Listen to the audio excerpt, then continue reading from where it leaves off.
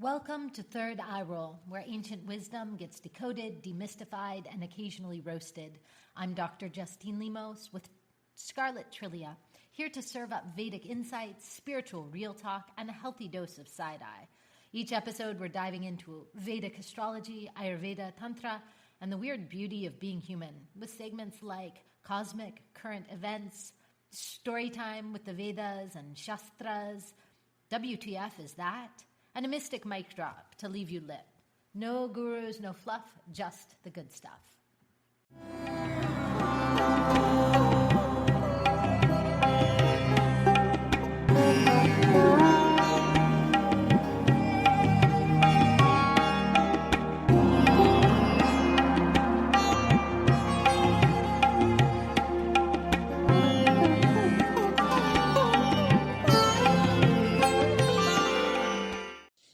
Hello, welcome back to Third Eye Roll. I'm Dr. Justine Lemos. I'm here with Emily McConnell, and we're talking about Mūla, new moon, and the Gandānta, and the end of 2025 and moving into 2026. Yes. Sayonara 2025. Welcome 2026. And but not it's yet. Really almost. Interesting that this new moon that we're coming up on in the star sign of Mūla, the twisted roots, is also right at the winter solstice. They don't coincide exactly, but we don't always have a new moon at the winter solstice, and we don't always have a new moon at the star sign of the twisted roots that is the black hole energy of Mūla Nakshatra at the winter solstice. So I love it. I am so ready. I'm like, yes, this is the best. But I'm a little biased towards Mūla because that is my moon placement.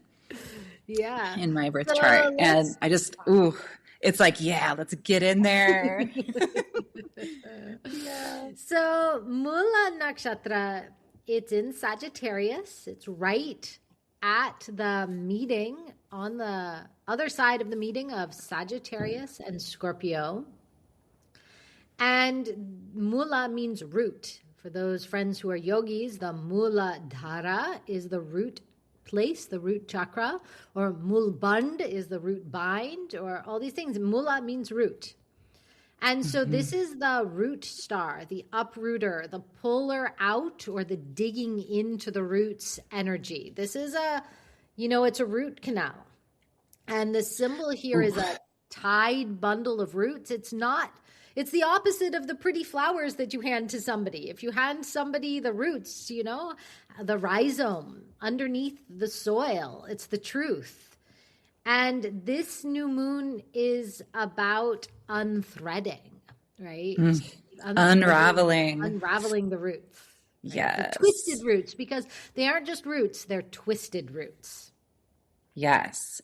They are all woven, but not like beautifully woven. They are wrapped and pulled together, and they've grown. And so those roots are like expanded beyond their little boundaries, and they're really woven together. They're really, really grown together. They are, it's like a cosmic dreadlock. Yeah. Yeah. Something like that. Yeah. And isn't aren't the actual stars of Mūla Nakshatra, aren't they like at the tail in the sky, like that shape of Scorpio? It's like the tail of Scorpio. Mm-hmm. So that's that really beautiful, but intense area of moving from a water sign to a fire sign. Yeah. And this is the Gandānta.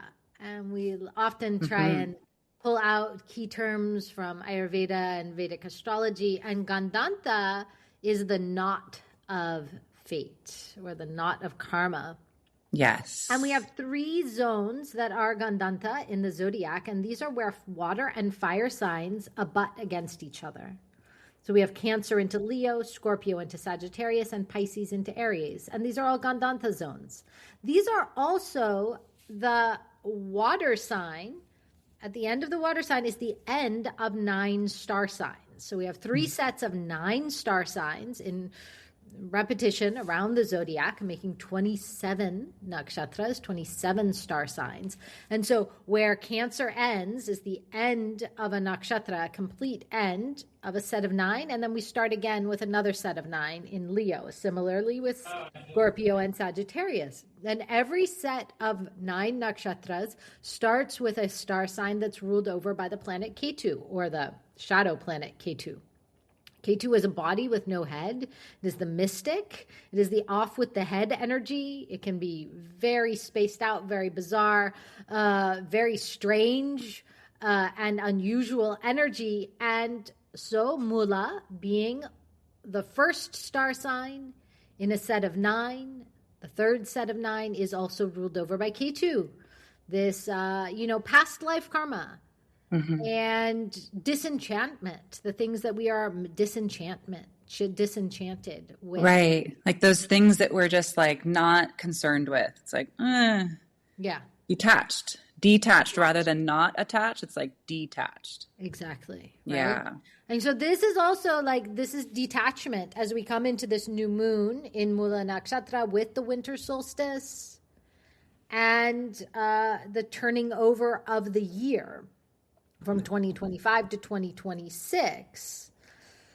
So we might just be, this is like a little weird. It's like old contracts dissolving, and we don't negotiate. We just leave. We exit.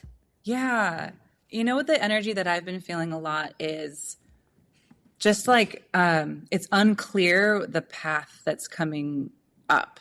I have like a very foggy and unclear vision of the future. And normally I'm kind of always coming up with like, it's the stories of like this or that, right? What direction can we go? And it feels very directionless right now because it's just a little weird. The energy is a little weird. Things are unraveling externally, internally. And as always, there are ways to work with that. With embodiment practices and getting really into your own body to really connect with the process, the unraveling process. Mm-hmm. And it's been interesting. Yeah, Gandāntas are an umbilical cord moment. It's like karmic rebirth portal. And we might experience emotional flooding or existential clarity. And, with this Mūla Nakshatra, it's about getting to the root of things. If you haven't been able to figure something out, you just may get to the root of it now. Mm-hmm. And, if something is like almost working, but it's draining your life force, the Gandānta, and as the planets cross through this Gandānta, and several will, it's like, don't keep negotiating with what is already dead. Right? Yeah. And don't grip. Yeah. Let it go. Yeah. Exactly. Yeah. And Nirṛti is the goddess who rules over Mūla Nakshatra, and she's a very old form of Kali. And she rules decay and exile and loss. But all of those things bring us a great deal of freedom. Oh yeah. Yeah. Like if you don't have a body anymore. If you don't have a body anymore, then you're free. And also this energy appears when we have clung too long to structures that aren't serving us anymore. Right. Right. Well, and this is also connected to the shift of Saturn energy happening still. It's still in that, new phase of transit where Saturn was retrograde. So all of our structures were being restricted more, but also it was a time to review those things and see what was working, what was not. And now as we continue to move forward, it's like we have this chance. Like, let's try out the new structures. But if they're broken, the structure can't hold us up and we can't really contain the next steps of our, development, inner growth, spiritual growth, all those things.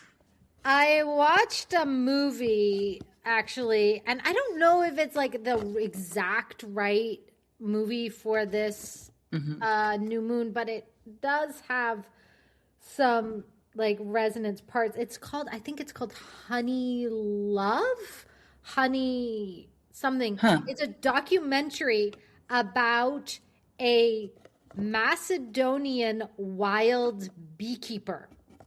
Oh. And she is very, like, they're very poor, and she takes care of her blind mother, who is this crone goddess of all crone goddesses, like completely gnarled and one eye, and like they live in a stone hut, and she takes care of wild bees and extracts their honey.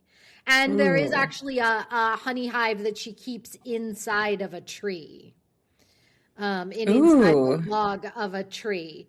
And some nomadic neighbors move in, and there is differences in their approaches to the keeping of things that are wild and honey like. And so I'm not exactly sure if that's exactly the right movie pick, but it's something that I've this movie is very beautiful and very strange Ketu energy. Yeah. And very haunting energy. And Ketu and Rahu, Ketu is dogs, Rahu is cats. And there's cats and kind of wild-ish dogs and cats throughout this movie. And cows, a lot of cows and a lot of dead cows. And so it contains many of these energies of this new movie. It seems like it's carrying the right symbols, nimittas, right? Yeah. So, the movie honey pick and that was honeybees are not necessarily there with Mūla, but right. Well, the movie that came that I was, because I was thinking about this goddess energy of destruction, transformation, these kind of intense themes, and that movie with Robin Williams, the What Dreams May Come, was coming up for me. I saw it a very, very long time ago, but some of the images that stuck with me to this day, I mean, I literally probably watched it 20 years ago. But it's a journey story where they're going down into the depths, like literally through the depths of hell to make their way back to then find out that, it involves a lot of loss. It involves a lot of death, destruction, transformation. So these are the themes that I was like, whoa. And some of the images are like the main character, like pulling their way out of hell, like being held on by these like dead hands. It was really scary. It obviously imprinted on my psyche. Yeah. And is now regurgitating in this Mūla new moon. But I'm also not sure if that's the correct like movie overall, but I think the overall theme of transformation and going down and not being like facing fear and going down into the depths of the unknown and emerging on the other side is appropriate. Yeah. Absolutely. And and also this Macedonian wild beekeeper who lives with her crone mother, and she is also a crone herself, and then she has like one-eye crone grandmother. They live like in exile, which is like like at the very, very fringes of the wilderness in a stone hut. Wait, there's 3 of them? No, 2 of them. Oh, just 2. Okay. Yeah. Just 2. I was gonna say, well, there's 3. Obviously, there's a little bit of another exactly deity thematic situation going on. Yeah. Yeah. No, there's just 2 of them that are there. And yet, they're very, very loving, and very like peaceful and very, but they're exiles. They live on not necessarily exiles, but they live on the fringe. They live at the very, very edge. Right. Whether it's by choice or not, it's still a way of that disconnection from the whole, right? Or completely within that whole. I mean, here they're like tending wild bees. Sure.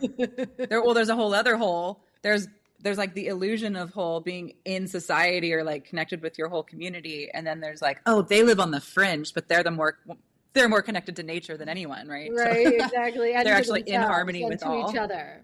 Yeah. Yeah.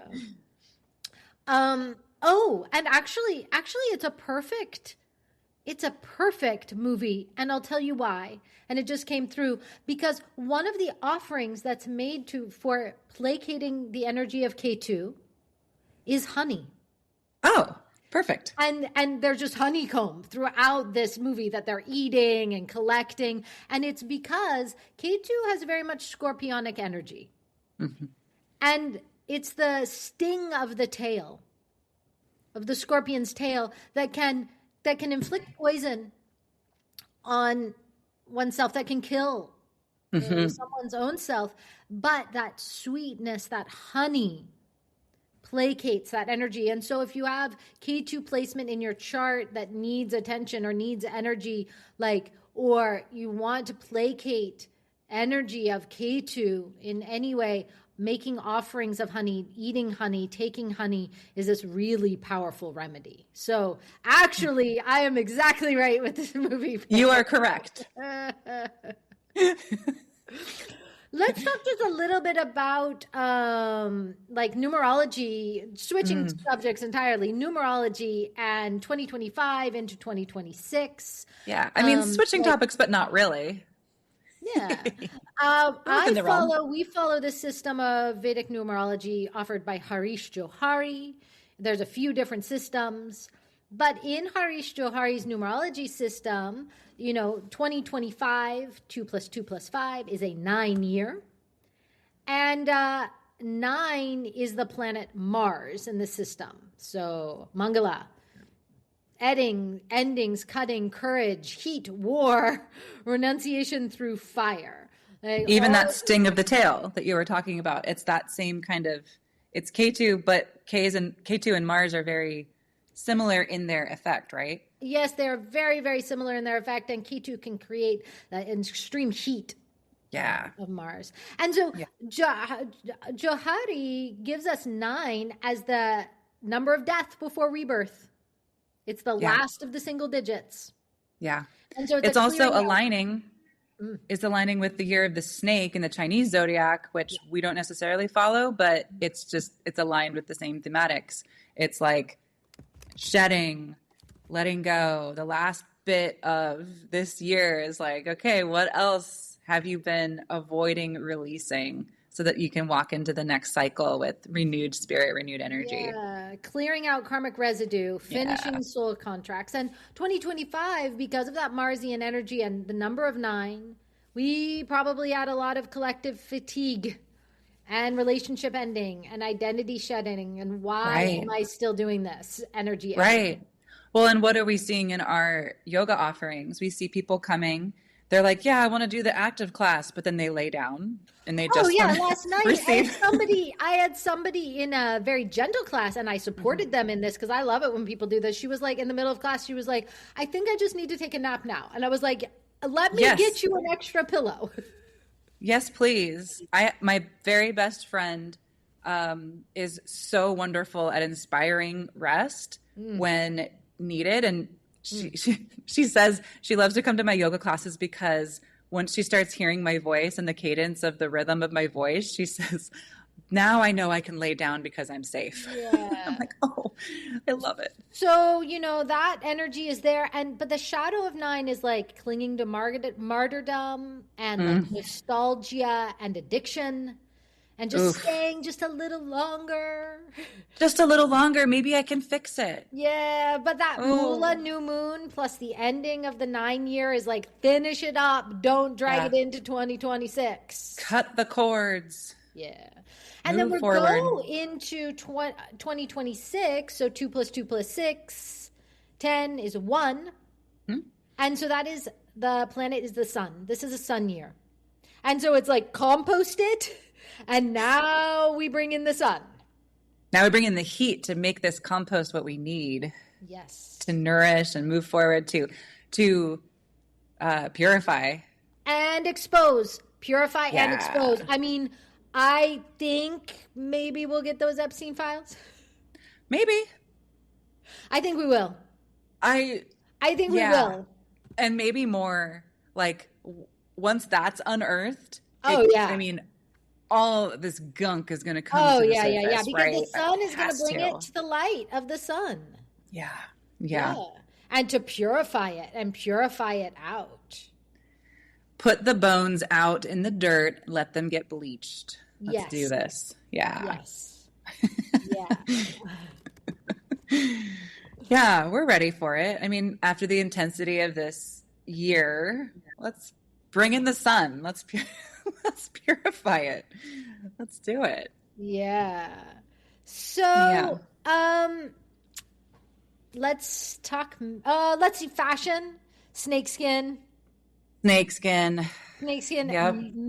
Music. Gosh. So I've been listening to. It's a band from Sweden. They're called. Of course you have. Of course. They are. I would call it industrial. Maybe just leave it at that. Industrial, experimental, possibly psychedelic, possibly intense psychedelic. So there's a song called The Horse from Turin, and of course, and the band is called Denderhale or Denderhale. I'm not sure how to pronounce the Swedish names, but there's a lyric that's like, she says it a couple of times, peel off my skin. Ah! And I'm like, ooh, that, when you said music, I'm like, ooh, that's the song for me. That's what's coming up for me. Maybe we can drop a link on the Instagram or somewhere that you can get into this heavy stuff that this girl likes to listen to. Mūla Nakshatra. Mūla Nakshatra. Let's go in there. Let's get down. Yeah, it's kind of like it's a dark feeling that comes with this kind of music, but to me it's like inspirational. It's like brave. It's very brave, and it's very like facing the darkness and honoring it, and I love that. Yeah. So I'll tell a quick myth before we jump off. So once upon a time... Did we cover fashion? Oh, snakeskin. Snakeskin. Is that enough? I mean, well, I almost feel like there's no clothes because everything's getting stripped away. Macedonian chic, Macedonian peasant wear. Yeah. Okay. Yeah. I was getting the vibe of like, we're just shedding everything. We're disrobing and walking into the fire, but okay. Ooh, I like that. I mean, definitely witch garb. You know, witch garb. Nakshatra, like Jesta into Mūla is like the witches are making their brew down there. Yeah. Toadstools and claws. The hair is unbrushed. There is lots of twisted, matted locks. Lots of knots. There's tree matter, possibly. It's really interesting in this movie also, the one thing that she does in her little hut is she dyes her hair. Like she goes to the market, like the outdoor market, and trades her honey and gets hair dye. Transformation. Yeah, it's so fascinating. I'm gonna have to look this up after we're done here. Yeah, it made an imprint on me. I'm still kind of working it through. Yeah, that's a process. It's a process. Yeah. So once upon a time, long, long ago, and far, far away, in the early days, the universe was held together by Nirṛti, by right order and right timing and truth. And the rulers all kept their vows, and rituals were alive, and the world was very fertile. But then order continues in form, but not in truth. And, this is when the throne is still occupied and the ritual is still performed, but there's no soul. And this is when Nirṛti appears. She's not born, but she's summoned out of devotion, and she arrives when truth has been delayed too long. And the myths and hymns describe her as dwelling in the Southwest. And the Southwest is this place of endings and ancestors in exile, where land becomes barren. And priests don't ask for the blessings of the Nirṛti. They ask her to take things away. Not as an insult, but they offer her anything that's broken, anything that's left over, anything that's impure. And they say, take this from us and carry it off. It's a removal. Nirṛti's work is not punishment, it's removal. And she dismantles and she ends what refuses to end, and she dissolves contracts. So this is a clearing.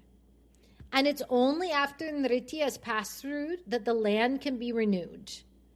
And this is why she rules Mūla, the root star. Not because she plants new seeds, but because she pulls the old ones out of the ground. And so this is this energy that comes in to clean house. She removes whatever is blocking the future. So this is the time to send things to the recycling, to dispose of things, to clear things out. And Mūla doesn't ask you what you want, it asks what is over. So if you feel grief at this new moon, you're doing it right. Yes. I saw a quote. I don't know who it's from, but someone said, as I sit with my sadness, I realize how close it sits to love. Oh, well, sorrow and love are so... Sorrow and love are... I mean, that's what we sign up for when we sign up for any form of love, we sign up for sorrow. And this is why Venus and Saturn are such close friends. Yeah. Yeah. Oh. Oh. Om Namah Shivaya, Shri Matre Namaha. Om Namah Shivaya. Love. Much love. Thank you. Bye. Bye. Okay, so make sure it up.